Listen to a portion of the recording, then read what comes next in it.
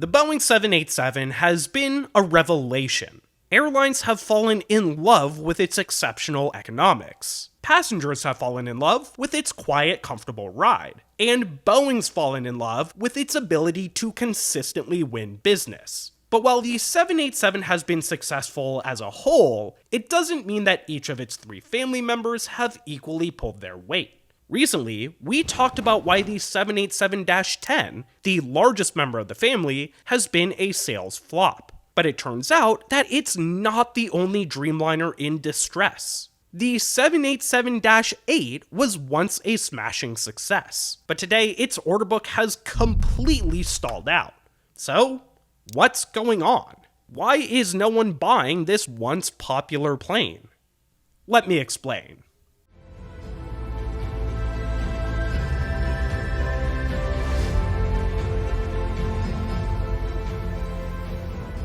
Before hopping into it, I just gotta say that I loved reading your comments on my recent Farnborough breakdown. Farnborough was the 4th airshow I've been to in the past year, and a bunch of you were saying just how lucky I must feel. And yeah, I really do. Doing this full time has been a dream come true. But being a YouTuber isn't all fun and games. Running my own company means that I get a ton of unsolicited offers and spam, which isn't just annoying, it can actually be dangerous. And that's why I started using Delete Me, today's sponsor. Delete Me is a hands-free subscription service that removes your personal info that's being sold online. If VPNs are like a defense that protects your data, Delete Me is an offense that will actively hunt it down and remove it from data brokers, companies that specialize in acquiring and selling your details to anyone who's willing to pay. Getting started was really easy. I just filled out some short forms online, and within a week, I got a detailed report showing where my data was found and removed. And it's not just one and done. Delete Me works continuously. If you want to protect yourself online, either scan the code on screen or head over to joindeleteme.com/KobeExplains. When you do so and use my code KobeExplains at checkout, Delete Me will know that I sent you, which really helps support my channel. And on top of that, you'll get a 20% discount. Thanks to Delete Me for sponsoring today's video, and now let's get back to it. First, let's talk about what the 787-8 is designed to do. Launched in 2004 and first entering service in 2011, it's the smallest member of the 787 family. But don't let its small stature fool you. Boeing built it to tackle two massive goals. First and foremost, it's meant to replace the venerable 767. The 767 was a hugely important plane for both Boeing and its airline customers. Just look at its order book. The most popular 767 variant, the 300ER, secured almost 600 orders during production. Boeing saw the Dash 8 as the ER's rightful heir and designed it to match its capacity. Ultimately, the Dash 8 would give existing 767 customers an easy and straightforward way to upgrade their fleets. Now, that alone would have made the Dash 8 a success, but Boeing actually had much grander ambitions for the plane. In fact, Boeing expected it to sell far better than the 767, thanks to its ability to connect secondary cities. The 787 is chock full of moonshot technologies, like a bleedless engine architecture and an ultra-high aspect ratio wing. But by far its most impressive feature is its composite structure, which helps significantly reduce weight.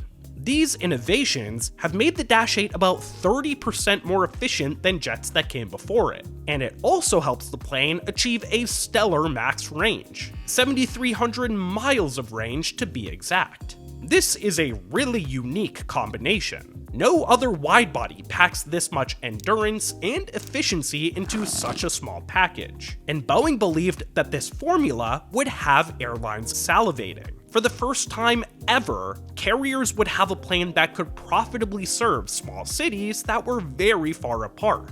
This would help it appeal to way more customers than the 767 ever did, allowing the Dash 8 to become an all-time bestseller. But unfortunately for Boeing, expectations and reality just haven't aligned. While the Dash 8 was initially a sales monster, quickly racing to 400 units sold, its demand has completely fallen off. In fact, since the year 2020, Boeing's only added 2 additional units to its backlog. Now, it might be tempting to pin the blame on either the pandemic or Boeing's recent struggles, but this reasoning ignores the fact that, over the same time frame, a combined 431 787-9s and -10s have been sold. There is no doubt that demand for the Dreamliner family remains strong. Only the -8 variant has struggled. So, what gives? Well, there are really 2 key factors at play here. First and foremost, airlines have already replaced the 767.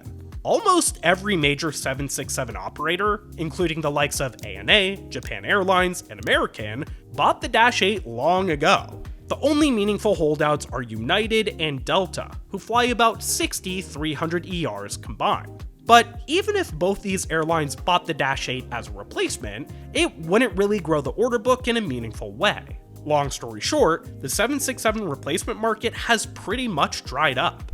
But remember, the -8 isn't just positioned as a 767 successor. It's also meant to help airlines open up new routes. And with demand for air travel at an all-time high, now seems like the perfect opportunity for the -8 to shine. But it just isn't. And that brings us to our second factor. The plane's facing good, old-fashioned competition.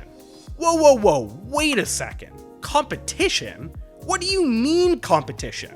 The -8's main rival is the Airbus A330-800, and that plane's been a real stinker. Airbus has only sold 12 of them. That's right, 12. That means the -8 is outselling it by a count of almost 40 to 1. For all intents and purposes, the Dreamliner is unchallenged in its niche. So how on earth could competition be hurting its sales?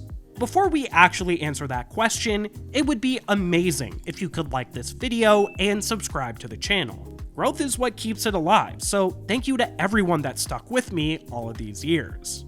So it turns out that the 787-8 is still facing competition, it's just coming from an unexpected source. It turns out that narrow bodies are gobbling up all the demand. Since the 787-8 was first deployed, aircraft like the A321neo have hit the market, and this plane is shockingly close to the -8 in terms of capacity. It can seat up to 240 people in a 1-class layout, or just over 200 in a 2-class layout. That's just a hair shy of the -8. Now, any airline that buys the Neo instead of the 787 will be sacrificing some passenger and cargo capacity, but they'll make up for it with exceptional economics. Consider this. The 787-8 has an operational empty weight of 264,000 pounds, which is actually quite light for a wide-body. But in comparison, the A321neo weighs just 110,000 pounds. That means the Neo has about 80% of the 787's capacity, but weighs less than half, and it doesn't need fancy composite materials to do that. Its weight advantage can all be attributed to the simple fact that it's a single-aisle design, which requires smaller engines, smaller wings, and just less material overall. The upshot is that, on a per-seat basis, the Neo burns much less fuel than the Dreamliner, and most airlines have shown that they're willing to accept its marginally lower capacity in exchange for its better efficiency. Oh, and the fact that the Neo is significantly cheaper also doesn't hurt. Now, this has actually always been the case. Single-aisle jets have always been better per seat than their wide-body counterparts, but they haven't been able to outright challenge them due to range limitations. For instance, the A321ceo, the predecessor to the Neo, has less than half the range of the 787-8, but the Neo family just doesn't have that problem. The upcoming A321XLR, which is the longest range member of the family, can fly a whopping 4,700 nautical miles with a full load of passengers. That equates to about 11 hours worth of flight time, which is unheard of for a single-aisle jet. Now, this is still well short of the 787's max range, but for the vast majority of long-haul missions, it's plenty. As a result, the A321neo is starting to become the go-to option on those long, thin routes that the 787-8 was designed to tackle. Okay, but what about those missions beyond 4,700 nautical miles? Like I mentioned earlier, demand for air travel has never been higher. Surely there are still routes that exist outside the Neo's range that only the 787 could tap into, right?